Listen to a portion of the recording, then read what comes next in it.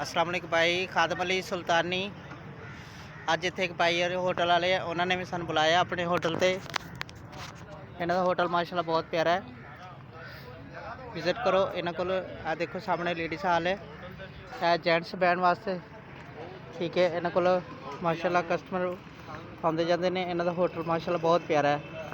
अगर तुहाडे शहर च यह जिहा होटल होवे सानू लाइक करके कमेंट करके जरूर दस्सिओ। साडे चैनल नू सबसक्राइब करया करो, लाइक करया करो। ये साडा होटल कंजवाणी पिंड PSO पंप है, वो बैक साइड पे होटल है। तुसी जड़ा ना इत्थे आओ, विजिट करो। इन्हां कोल माशाल्लाह हर किस्म का समान मिलेगा, रोटी मिलेगी, चाय मिलेगी। और तुसी जड़ा ना और फिर तुसी इत्थे आओ, विजिट करो। माशाल्लाह इन्हां दी बहुत प्यारी वैरायटी होएगी। इन्हां दा मयार माशाल्लाह बहुत अच्छा है।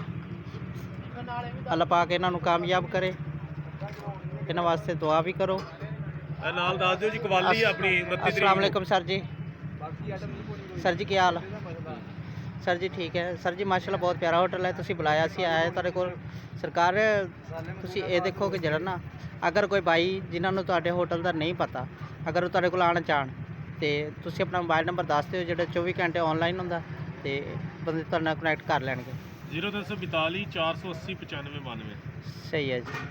अल्लाह पाक कामयाब करे। कंजवानी सिटी कंजवाणी स्टेशन, हाँ जी, पेट्रोल पंप के नाल, पेट्रोल पंप की बैक साइड से। ठीक है जी, बहुत शुक्रिया जी। दस दिओ कवाली। कवाली किदों है जी? 29 तरीक नूं शाम 7 बजे। 29 तरीक नूं शाम 7 बजे इत्थे कवाली होनी। इत्थे कवाली होनी 29 तरीक शाम 7 बजे जी। हफ्ते वाले दिन। सारे भाई इत्थे हाज़र होवो।